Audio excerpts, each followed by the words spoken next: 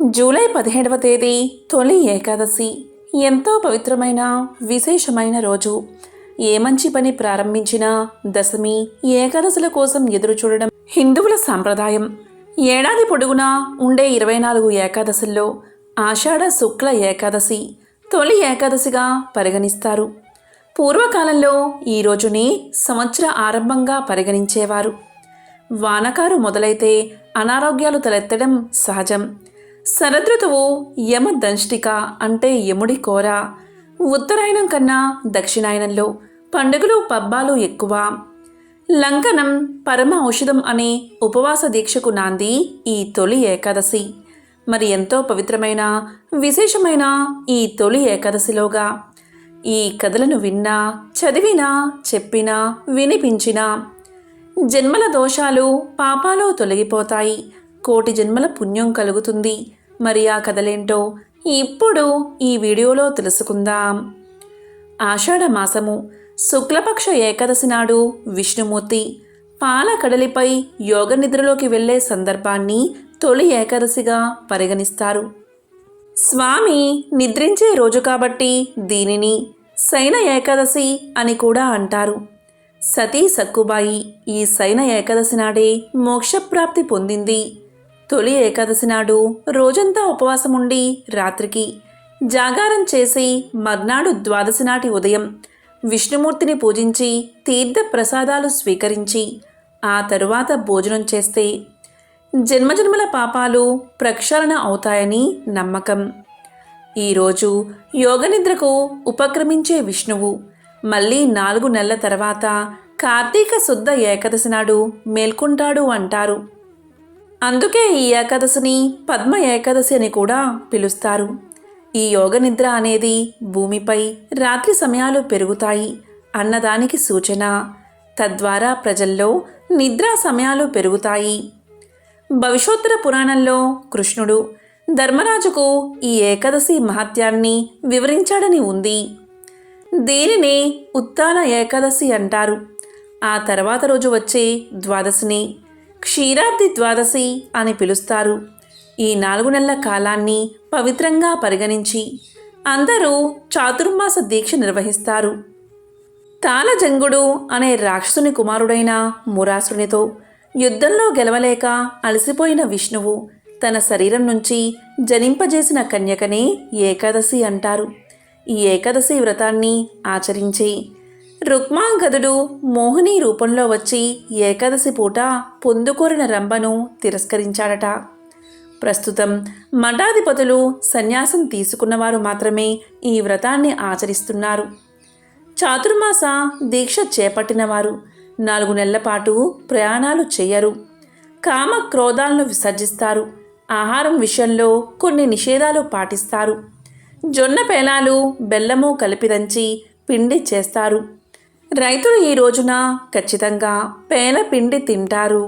మరి ఎంతో విశేషమైన ఈ ఏకాదశికి సంబంధించిన ఈ కథను వింటే చాలు జన్మల దోషాలు తొలగి కోటి జన్మల పుణ్యం కలుగుతుంది.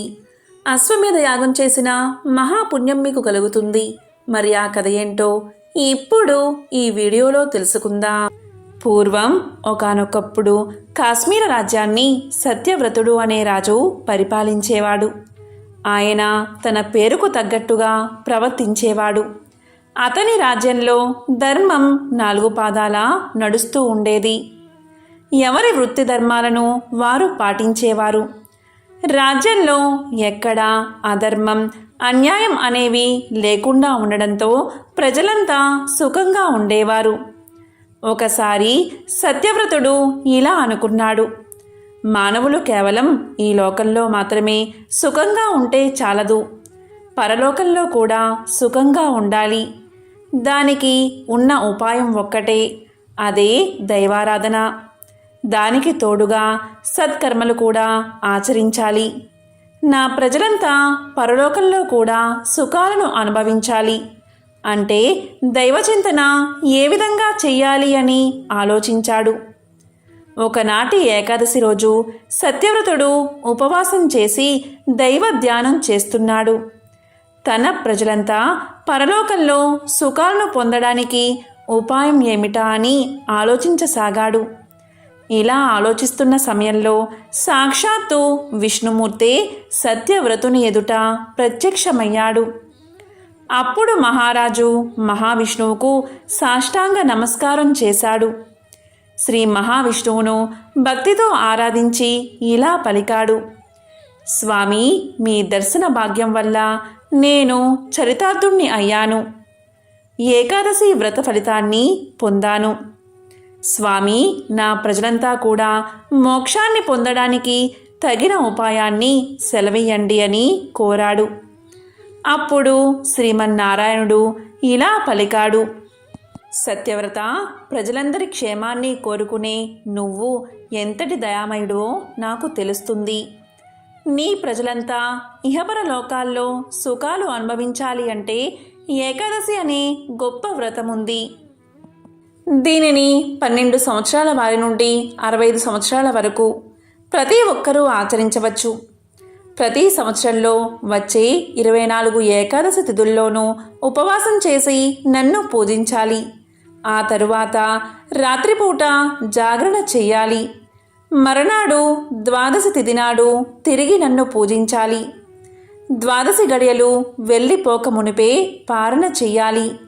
65 సంవత్సరాలు దాటిన వృద్ధులు, రోగ పీడితులు, గర్భవతులైన స్త్రీలకు ఈ వ్రత నియమాలు వర్తించవు. మిగతా వారంతా ఈ వ్రతాన్ని ఆచరిస్తే నీ కోరిక తప్పనిసరిగా సిద్ధిస్తుంది. శ్రీకృష్ణ పరమాత్మకు ఒక్క నమస్కారం చేస్తే చాలు 100 అశ్వమేధ యాగాలు చేసిన ఫలితం లభిస్తుంది. లోకంలో 100 అశ్వమేధ యాగాలు చేసిన వారు చేసిన పుణ్యం పూర్తయిన తర్వాత మళ్ళీ భూలోకంలో పుట్టవలసి వస్తుంది. కానీ శ్రీకృష్ణ పరమాత్మకు నమస్కారం చేసిన వారు మరలా పుట్టడం అనేదే ఉండదు.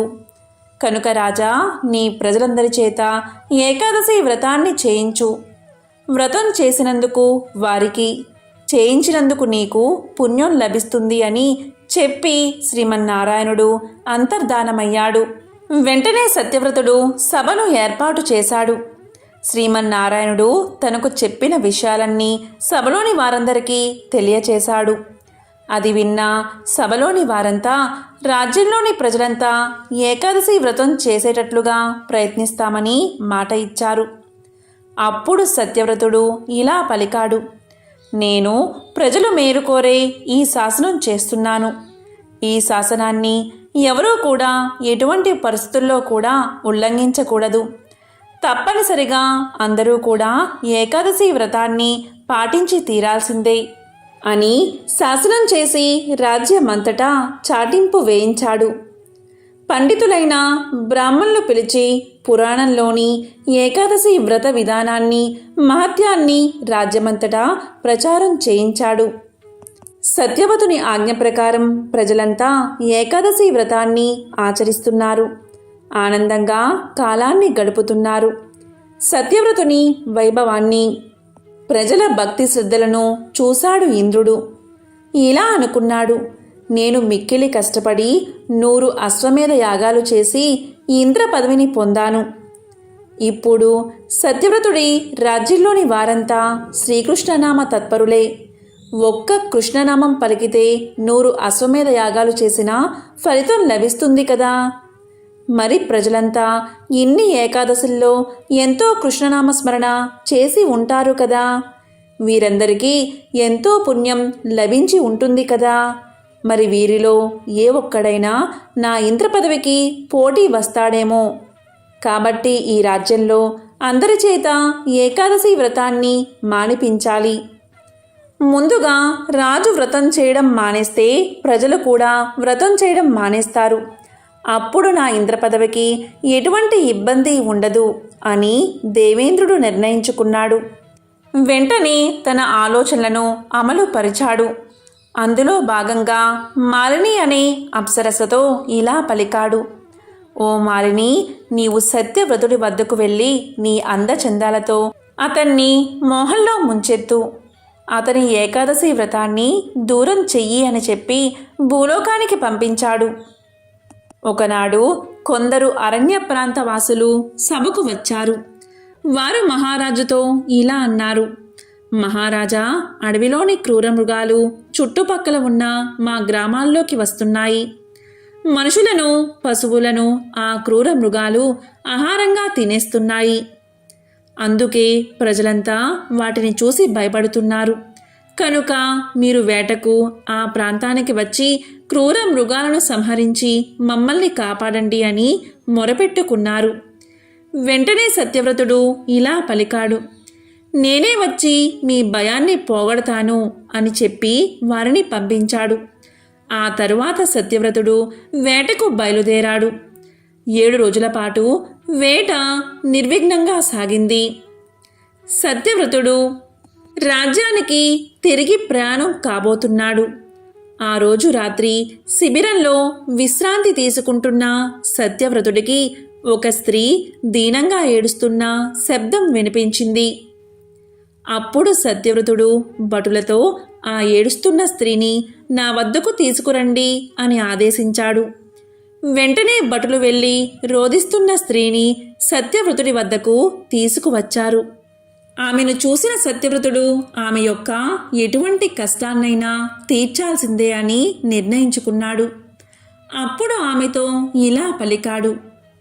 నీ దుఃఖానికి కారణమేమిటి? నీ వివరాలు ఏమిటి అని ప్రశ్నించాడు. దానికి ఆమె ఇలా చెప్పింది. మహారాజా, నాకు తల్లిదండ్రులు లేరు. నా సోదరుడు నన్ను అమ్మేసి సొమ్ము చేసుకోవాలి అనుకుంటున్నాడు. అందుకే ఎవరికీ తెలియకుండా పారిపోయి ఈ అడవిలోకి వచ్చాను. ప్రస్తుతం నాకు ఎవరూ దిక్కులేరు. నా మీద దయ ఉంచి నాకు మళ్ళీ జీవితాన్ని ప్రసాదించండి అని కోరుకుంది. రాజు ఆమె మాటల మాయలో పడిపోయాడు. ఆమెను వెంటబెట్టుకుని తన సామ్రాజ్యానికి తీసుకువచ్చాడు.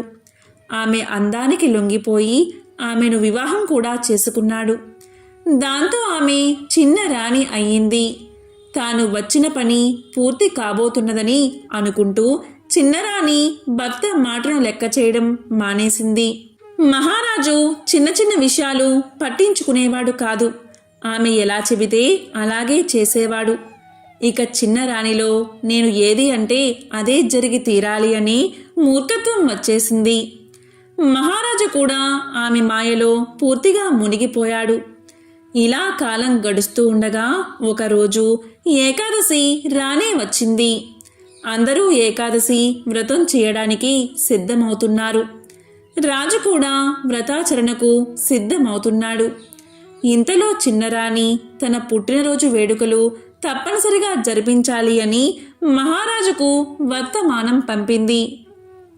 కేవలం మహారాజే కాదు, రాజ్యంలోని వారంతా తన పుట్టినరోజు వేడుకల్లో తప్పనిసరిగా పాల్గొవాలి అని వర్తమానం పంపించింది.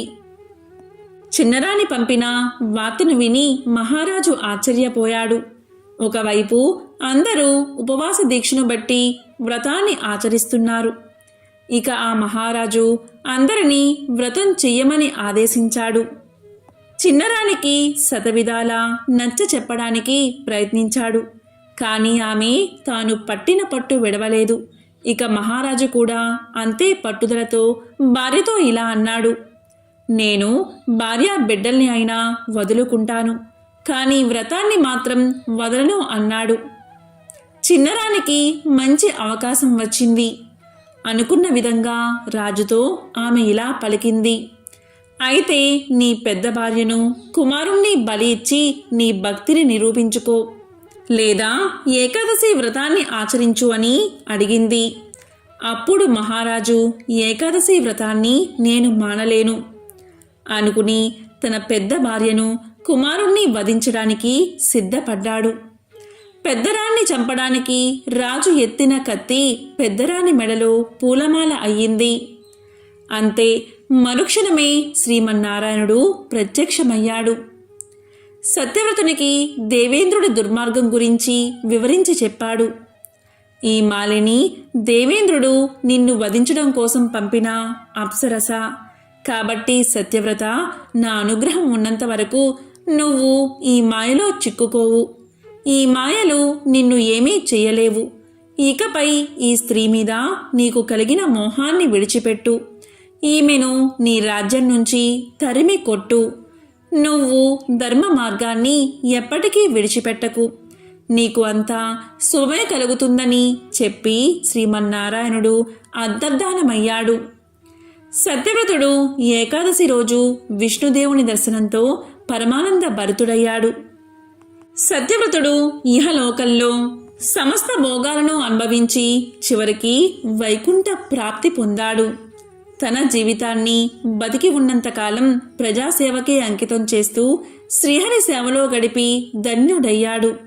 కాబట్టి ఈరోజు ఈ కథను విన్నా, చెప్పినా, చదివినా జన్మల పాపాలు తొలగి కోటి జన్మల పుణ్యం కలుగుతుంది, సకల ఐశ్వర్యాలు కలుగుతాయి. తొలి ఏకాదశి గురించి పురాణాల్లో ఉన్న కథ వింటే చాలు, సకల ఐశ్వర్యాలు మీకు లభిస్తాయి. మరి ఆ కథ ఏంటో ఇప్పుడు తెలుసుకుందాం. గాలవ్యముని కుమారుడైన భద్రశీలుడు జితేంద్రియుడు బాల్యం నుంచే గొప్ప విష్ణు భక్తుడు. అతని హరిభక్తికి ఆనందించిన గాలవుడు ఇలా పలికాడు. నీకు ఇంత భక్తి ఎలా కలిగింది అని అడిగాడు. అప్పుడు భద్రశీలుడు ఇలా సమాధానం చెప్పాడు. తండ్రి, నేను గత జన్మలో ధర్మకీర్తి అనే రాజుని. నా గురువు దత్తాత్రేయ మహర్షి. అతని బోధన వల్ల కొంతకాలం ధర్మబద్ధంగానే రాజ్యాన్ని పాలించాను. తరువాతి కాలంలో బాగా విలాసాలకు అలవాటు పడ్డాను. దీని కారణంగా ఎన్నో అకృత్యాలకు పాల్పడి నా ప్రజల సంగతే మర్చిపోయాను. నా ప్రజలు కూడా నాలాగే పాపాలు చేయడం మొదలుపెట్టారు. నేను ఒకసారి అడవికి వెళ్ళాను. అలసి తిరగడం వల్ల నాకు బాగా ఆకలి వేసింది. తినడానికి ఏమీ దొరకలేదు. ఒక చెట్టు కింద ఆ సమయంలో కొందరు ఏకాదశి వ్రతాన్ని ఆచరిస్తున్నారు. అలసిపోయి ఉన్న నేను అక్కడికి వెళ్ళి కూర్చున్నాను. వారితో పాటే ఏకాదశి జాగరణ చేశాను.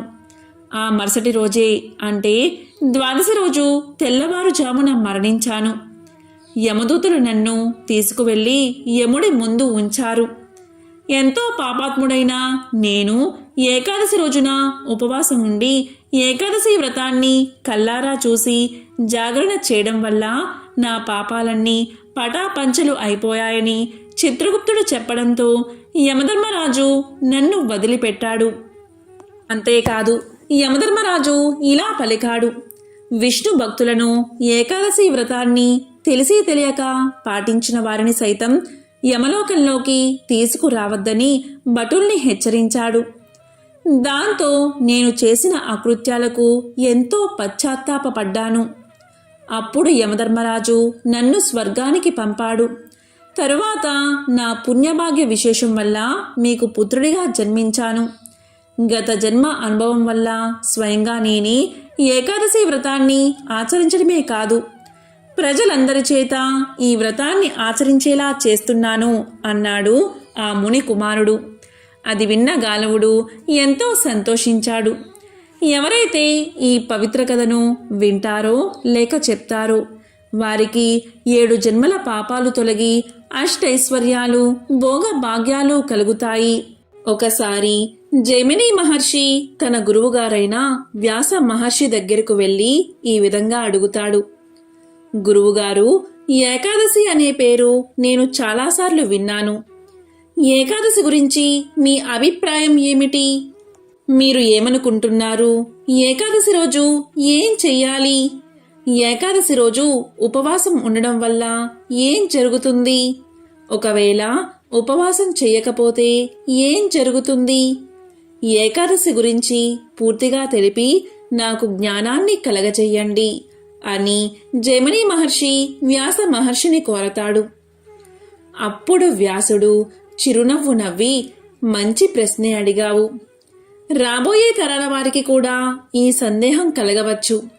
కానీ కొంతమందికి మాత్రమే తెలుసుకోవాలి అనే ఆతృత ఉంటుంది. అటువంటి వారికి ఇది బాగా ఉపయోగపడుతుంది. జైమిని మహర్షి, నేను చెప్పేది శ్రద్ధగా విను. సృష్టి జరిగిన తర్వాత భగవంతుడైన విష్ణువు పాపానికి మానవీకరణ చెయ్యదలచి పాప పురుషుణ్ణి సృష్టించాడు. జీవులు చేసిన పాపకర్మలు పాపాలను బట్టి వారికి శిక్షను విధించడం, పునర్జన్మను కల్పించడం వంటి ధర్మాలు చేసేవాడు పాప పురుషుడు. ఒకరోజు విష్ణు భగవానుడు యమలోకానికి వెళ్తాడు. అక్కడ ఆర్తనాదాలు, ఏడుపులు వినబడుతూ ఉంటాయి. అది విన్న విష్ణుమూర్తి, ఎవరు వీళ్ళంతా, వీళ్ళని ఎందుకు శిక్షిస్తున్నారు అని యమధర్మరాజును అడుగుతాడు. అప్పుడు యమధర్మరాజు ఈ విధంగా సమాధానం చెప్తాడు. స్వామి, మీరు పాప పురుషుణ్ణి సృష్టించారు కదా, అతను తన ధర్మాన్ని నెరవేరుస్తున్నాడు. ఎవరైతే పాపాలు చేస్తారో వారికి శిక్షను ఇస్తున్నాడు. అందువల్లే వారందరినీ ఈ విధంగా బాధ పెడుతున్నాడు అని తెలియచేశాడు. అప్పుడు విష్ణుమూర్తి ఇలా అడిగాడు, మరి వాళ్ళందరికీ ఆ పాపాల నుండి విముక్తి ఎలా కలుగుతుంది? అనగానే యమధర్మరాజు ఇలా సమాధానం చెప్పాడు. నాకు ఎలా తెలుస్తుంది స్వామి? మీరే జగన్నాథుడు కదా, మీరే సృష్టికర్త కదా, మీరే చెప్పాలి అన్నాడు యమధర్మరాజు. అప్పుడు శ్రీ మహావిష్ణువులో ఉన్న కరుణ స్త్రీగా ఉద్భవించింది.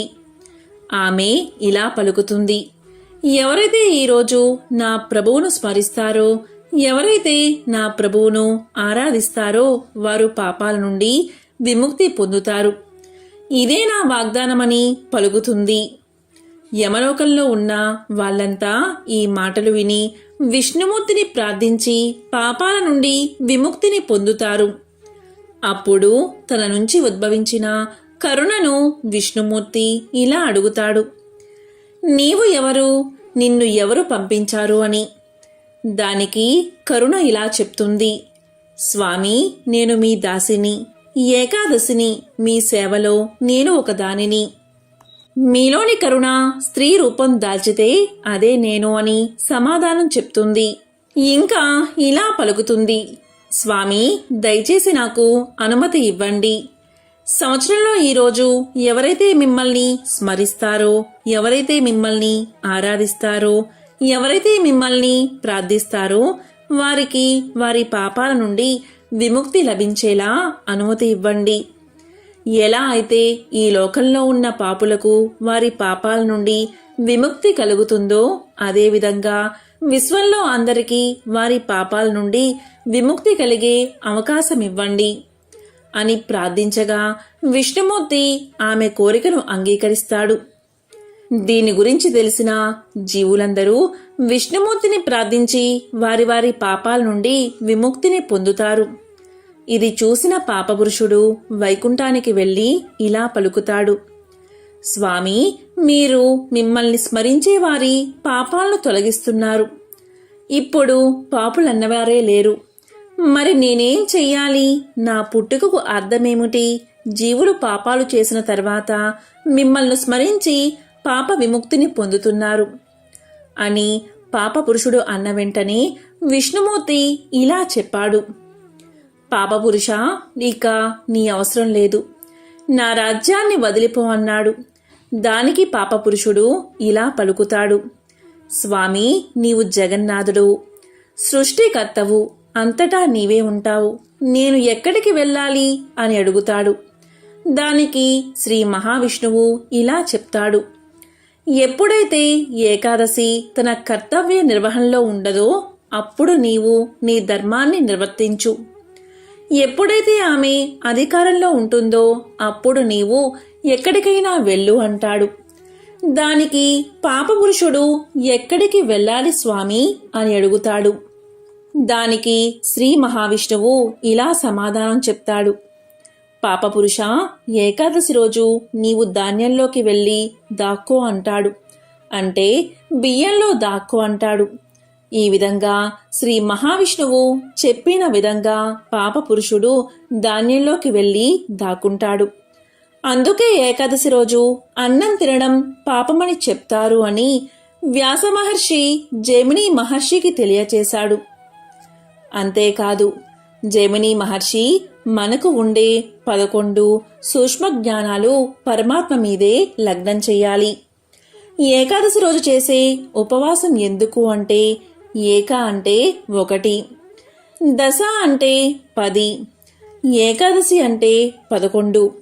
ఉపవాసంలో ఉప అంటే దగ్గరగా, వాసము అంటే ఉండడం.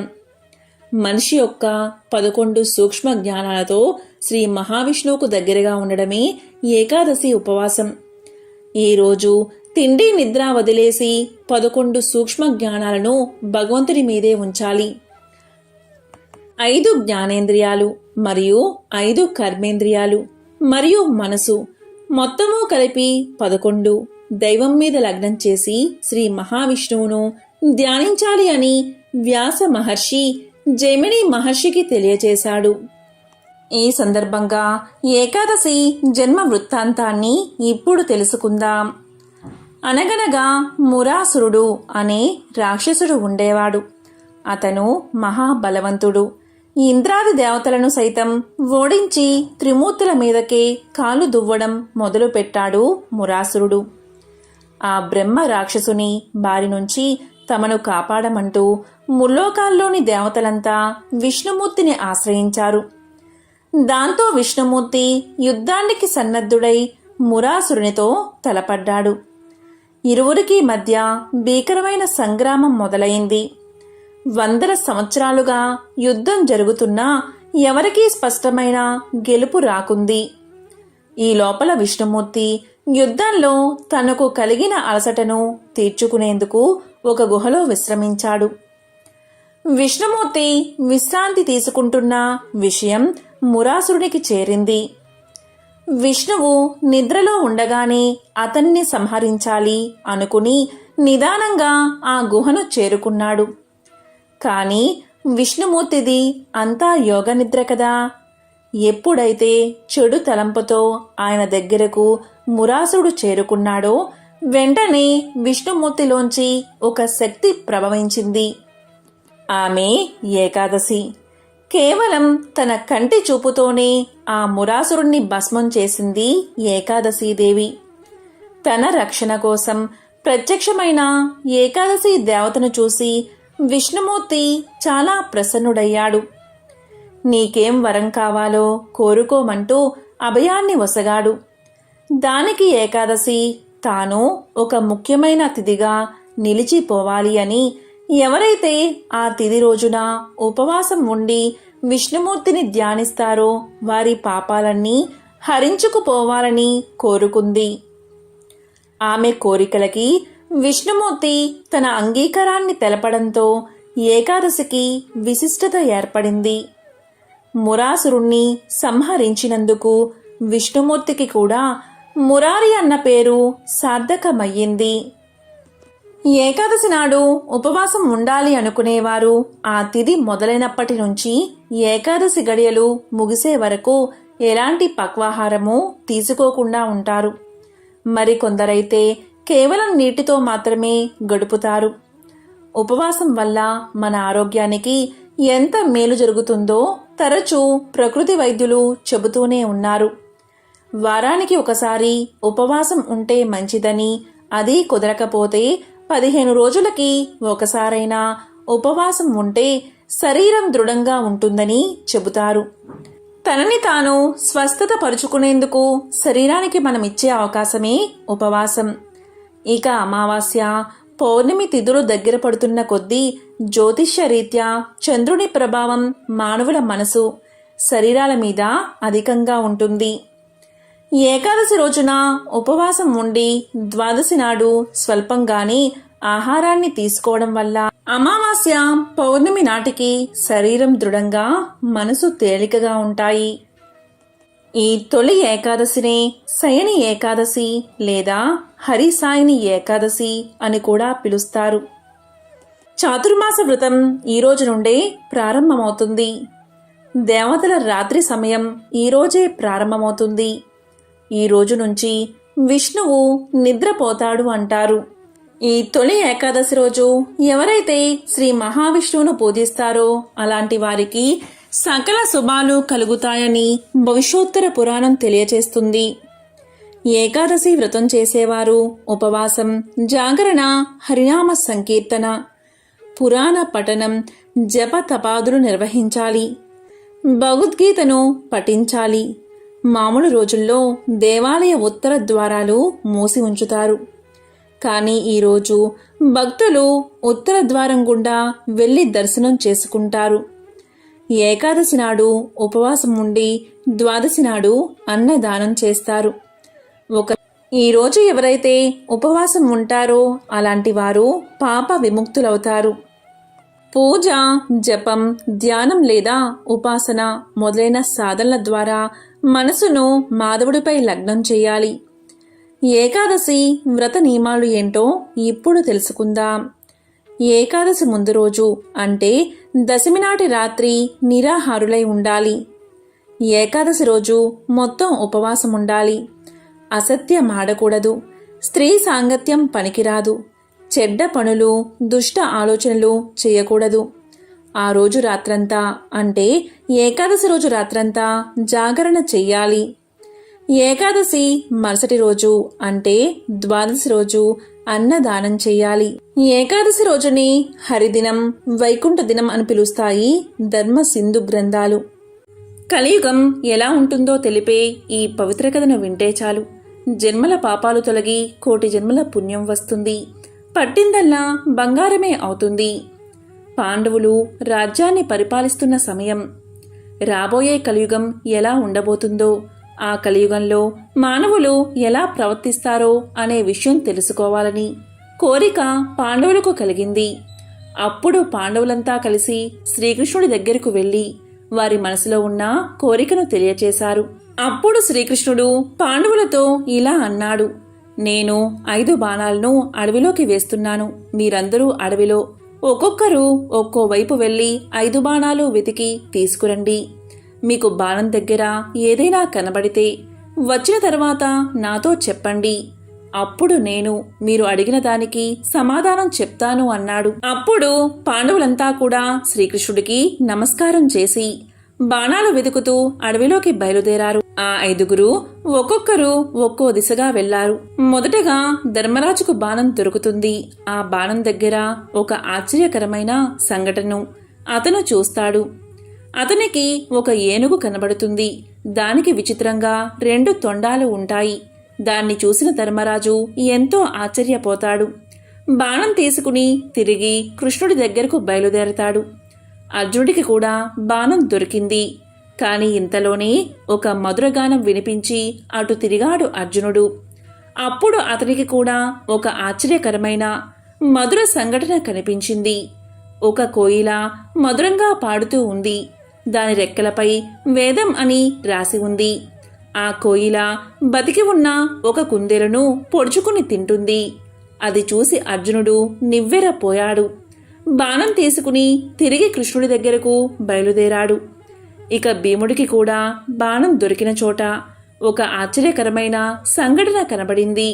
అది ఏంటి అంటే నిండుగా నీళ్లు ఉన్న 7 బావులు కనిపించాయి. ఆ బావుల మధ్య ఒక ఎండిపోయిన బావి కూడా కనిపించింది. నిండుగా నీళ్లు ఉన్న 7 బావుల మధ్యలో ఉన్న ఆ బావిలో నీళ్ళెందుకు లేవు, ఎందుకు పడలేదు అని ఆశ్చర్యపోయాడు భీముడు.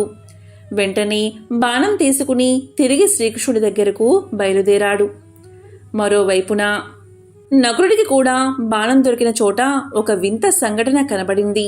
అది ఏంటి అంటే ఒక ఆవు అప్పుడే పుట్టిన తన లేగదూడను గాయాలు అయ్యేలాగా విపరీతంగా నాకుతుంది.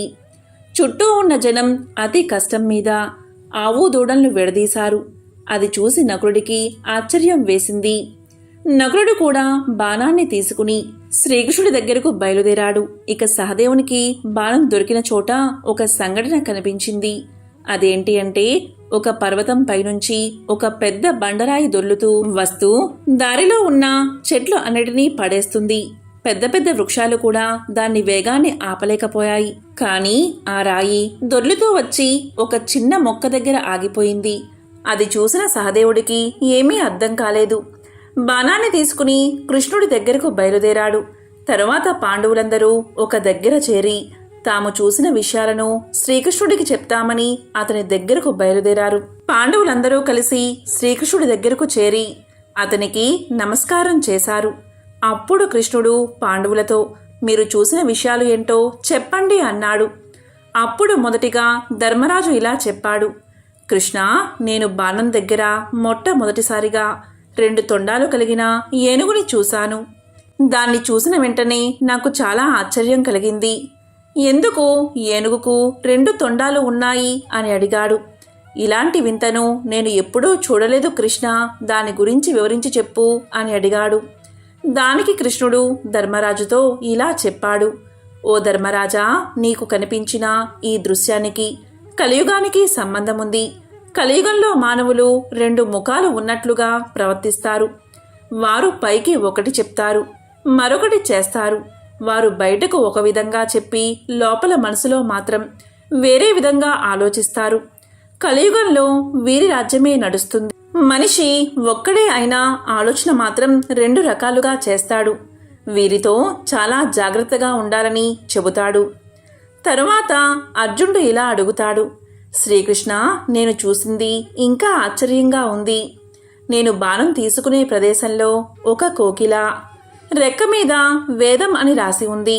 ఆ కోయిల మధురమైన గానం చేస్తూ జీవించి ఉన్న కుందేలను పొడుచుకుని తింటూ కనిపించింది.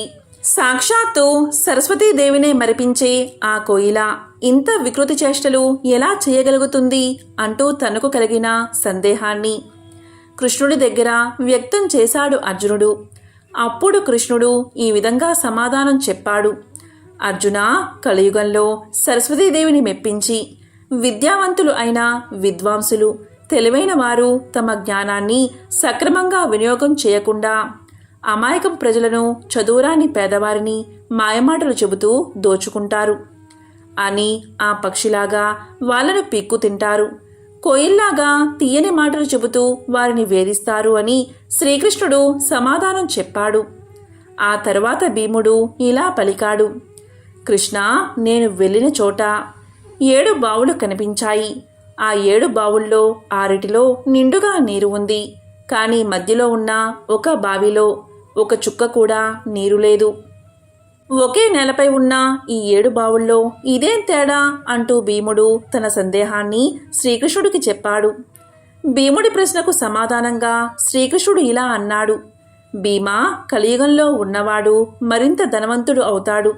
పేదవాడు మరింత నిరుపేదగా మారిపోయి కటిక దరిద్రాన్ని అనుభవిస్తాడు. ధనవంతుల మధ్యలో ఉన్నా కూడా పేదవాడు ఎన్నడూ ఎప్పుడూ పేదవాడిగానే ఉంటాడు. దానికి సంకేతమే ఈ బావులు అని శ్రీకృష్ణుడు సమాధానం చెప్పాడు. ఆ తరువాత నకులుడు కృష్ణుణ్ణి ఇలా అడుగుతాడు.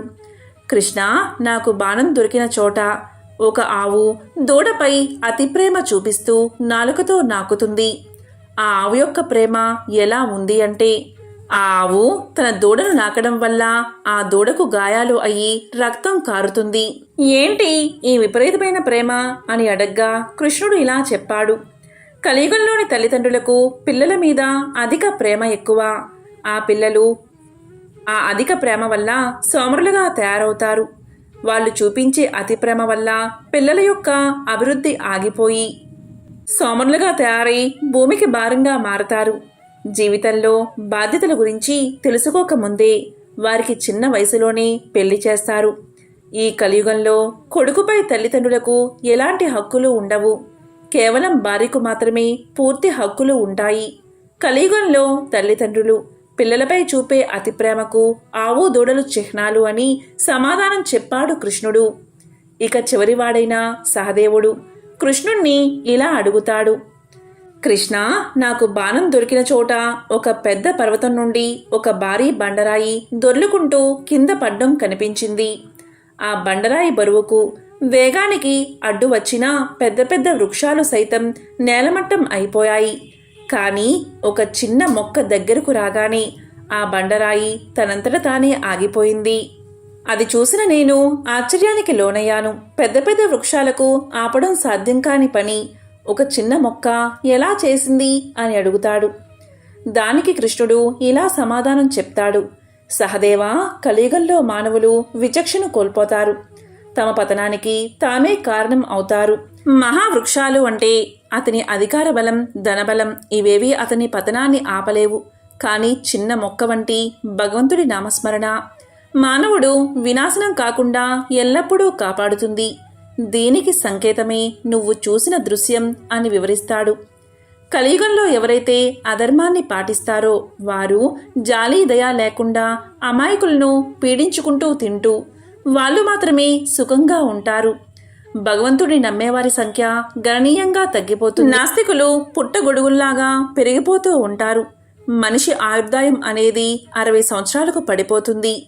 8 సంవత్సరాల వయసులోనే ఆడవారు పిల్లలకు జన్మనిస్తారు అంటూ కలియుగంలో జరగబోయే సత్యాలను పాండవులకు వివరిస్తాడు శ్రీకృష్ణుడు. మహాభారతంలో శ్రీకృష్ణుడు చెప్పిన ఈ విషయాలు కలియుగంలో మనం చూస్తూనే ఉన్నాం. అందుకే మహాభారతాన్ని పంచమ వేదంగా చెప్తారు.